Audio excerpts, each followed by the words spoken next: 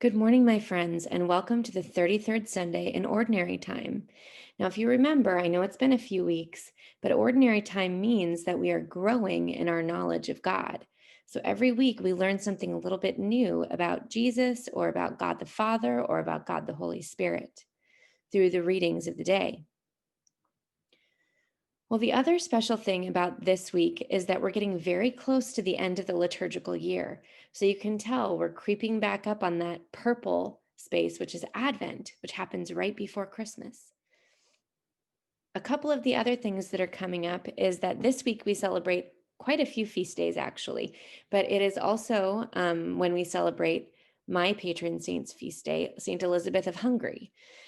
She was a princess and she cared so much for the poor. She used her power and her money to help people who didn't have anything or who had less than she did. And so she's very close to my heart, and I ask for her prayers often. The other thing that's coming up is the Feast of Christ the King. That is next week as well. And that's celebrated on the last Sunday of Ordinary Time and the last Sunday of the liturgical year. Because after that, we have Advent, which is a brand new year for the church. So it's kind of like our New Year's. And that happens the Sunday after Thanksgiving. So today we're actually going to have our three videos in one. So if you look behind me, obviously this is fake, so you could probably see that my hand disappears. But this is the cathedral in Sacramento. So we are part of the Sacramento Diocese.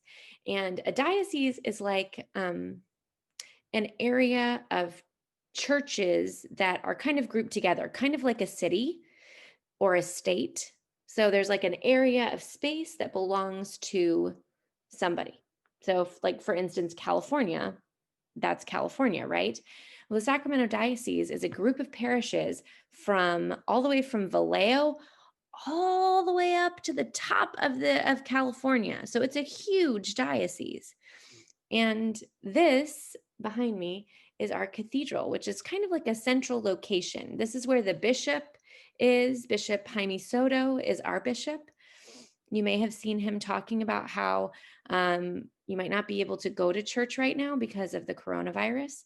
We want to keep everybody safe. So you probably are going to watch church online. And it's important when we do that to participate still. Even though we're not there present in the actual church, we're still we're still watching and participating in the celebration of the Mass. So it's important that you stand when it's time to stand, or sit when it's time to sit, or kneel when it's time to kneel.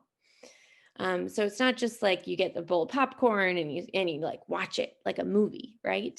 You want to participate and listen carefully. And I know it's hard sometimes, but maybe there are some things at home that you can do, like light a candle with your parents' permission, of course, or look up the readings for the day on the United States Catholic Conference of Bishops, usccb.org.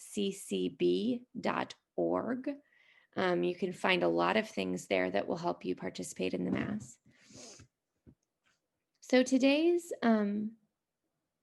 gospel reading, is about Jesus telling another story. He's telling a parable about a master who went away for a time and left with his servants talents. Now, when we think of talents, we think of things like that we do really well. But talents in this case is actually a form of money that they had.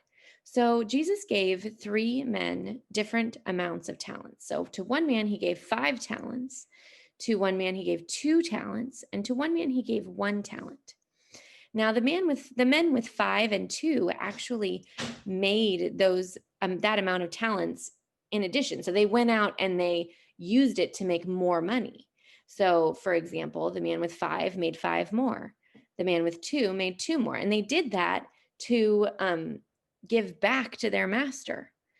The man with 1, though, he was afraid. He was afraid that he would lose the one that he had. And so he went and he buried it. Now, when the master came back and he said, what have you done with your talents? He was very proud of the men who risked a little bit, but were able to double their talents. And the man with 1 talent who buried it, he called a lazy servant. And so Jesus tells us this story because he wants us to think about the gifts that God has given us and how do we use them for his glory. And if we don't use them at all, we're kind of like the man who had one talent and buried it, right? We're not doing anything with it to show the glory of God. And so that's really not what we're supposed to do. We're supposed to risk a little bit. We're supposed to be a little afraid to do what's right, but to do it anyway. And in that, we make God really proud of us and we give something back to God.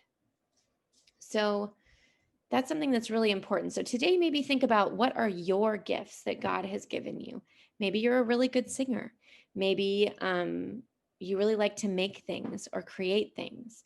Well, how can you use that gift that God gave you for God's glory and not bury it? All right. I hope you guys have a great Sunday, and I will see you next week.